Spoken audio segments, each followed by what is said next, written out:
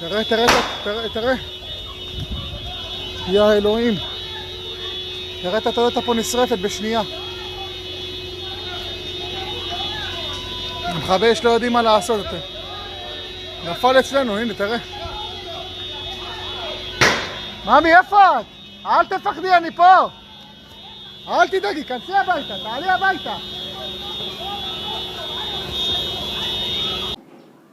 तो ग्राफिक्स और वीडियोस में आपने देख ही लिया होगा कि इजराइल और फलस्तीन इन दोनों देशों के बीच संघर्ष एक बार फिर तेज हो गया है। रिपोर्ट्स की मान ले तो गाजा पर इजराइल के हवाई हमले में अब तक कम से कम 60 से ज्यादा लोगों की जाने गई है। इजराइल और फलस्तीन के बीच 2017 के बाद का ये सबसे ज्यादा हिंसक और आक्रामक संघर्ष माना जा रहा है। दरअसल इस नए विवाद और संघर्ष की वजह अल अक्सा मस्जिद है। सोमवार को इजरायली पुलिस ने इस अल अक्सा मस्जिद के परिसर पर धावा बोल दिया। पुलिस की इस कार्रवाई का विरोध कर रहे सैकड़ों फलस्तीनी घायल हो गए। इजराइल और फलस्तीन के बीच शुरू हुआ विवाद अब जंग में तब्दील होता जा रहा है। इजराइल की ओर से बुधवार को किए गए हवाई हमले में चरमपंथी समूह हमास के कई शीर्ष कमांडर मारे गए हैं। वहीं हमास के रॉकेट हमले में भी इजराइल के कई लोगों के मारे जाने की खबर है। कुल मिलाकर इजराइल और हमास के हमले में अब तक करीब 60 लोगों की मौतें हो चुकी हैं, जो मैंने आपको शुरुआत में ही बताया। यहाँ ये जानना बेहद जरूरी हो जाता है कि इजराइल और फलस्तीन के बीच विवाद कोई नया नहीं है, बल्कि इसकी जड़ 120 साल पुरानी है। इजराइल और फलस्तीन के बीच टकराव की शुरुआत यहूदियों व अरब जगत के लोगों के लिए स्वतंत्र राष्ट्र की स्थापना के संघर्ष में हुई थी।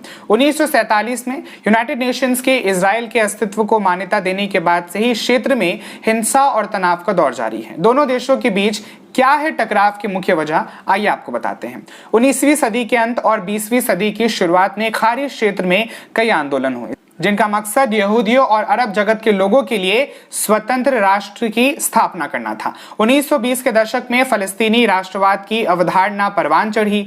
यरूशलेम में लाखों की संख्या में अरब नागरिकों ने यहूदियों के आगमन के खिलाफ विरोध प्रदर्शन किए। 1947 में यूनाइटेड नेशंस ने फलस्तीन को दो हिस्सों में बांटा, यहूदियों के लिए इजराइल और अरब जगत के लोगों के लिए फलस्तीन। अरब समुदाय ने जताई आपत्ति, फलस्तीन में शुरू हो गए गृह युद्ध। 1967 में खाड़ी क्षेत्र में जारी युद्ध और हिंसा के बीच गाजा पट्टी, सिनाई प्रायद्वीप, पूर्वी यरूशलेम तथा पश्चिमी तट पर इजराइल का कब्जा हुआ। दोनों देशों में तब से ही सीमा विवाद जारी है। अब झगड़े का केंद्र यरूशलेम ही क्यों रहता है, ये हम आपको समझाते हैं। पुरानी यरूशलेम के बीचों बीच टेम्पल माउंट नाम की एक पहाड़ी है, जिसे यहूदियों के सबसे पवित्र स्थल के रूप में माना जाता है। मुस्लिमों के बीच ये स्थल हरम अस शरीफ नाम से मशहूर है।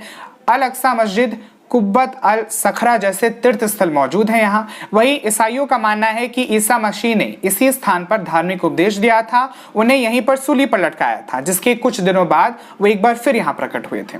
दोनों देश इस पर अपनी क्या रुख रखते हैं, अब वो आपको बताते हैं।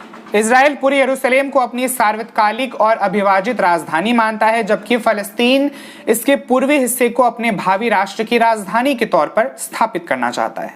बहरहाल अंतर्राष्ट्रीय समुदाय ने फिलहाल पूर्वी यरूशलेम पर इजराइल के कब्जे को मान्यता नहीं दी है। हमास ने 3 दिन में 1000 से ज्यादा रॉकेट दागे हैं। इजराइल ने बताया कि हमास के चरमपंथियों ने सोमवार से अब तक गाजा से देश पर 1050 रॉकेट दागे हैं। इनमें से 850 इजराइल में गिरे हैं, जबकि करीब 200 को इजराइल की के डोम एयर डिफेंस सिस्टम ने नाकाम कर।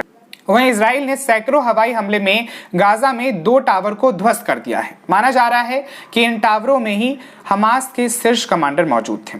इजराइल ने पहले चेतावनी देते हुए गोलियां चलाई ताकि नागरिक टावर छोड़कर जा सकें, लेकिन बाकी संपत्ति को काफी नुकसान पहुंचा है। गाजा पर फलस्तीनी चरमपंथी गुट हमास का नियंत्रण। दूसरी ओर हमास का कहना है कि दुश्मनों ने आवासीय टावर्स को निशाना बनाकर हमें उकसाया है। इसी के साथ इस वीडियो रिपोर्ट में सिर्फ इतना ही। आपके साथ था मैं पीयूष प्रियदर्शी और आप देख रहे थे यूथ वॉइस। इस वीडियो को ज्यादा से ज्यादा शेयर करें, अपनी राय हमें कमेंट सेक्शन में जरूर बताएं और हाँ, अपना पूरा ख्याल रखें। शुक्रिया।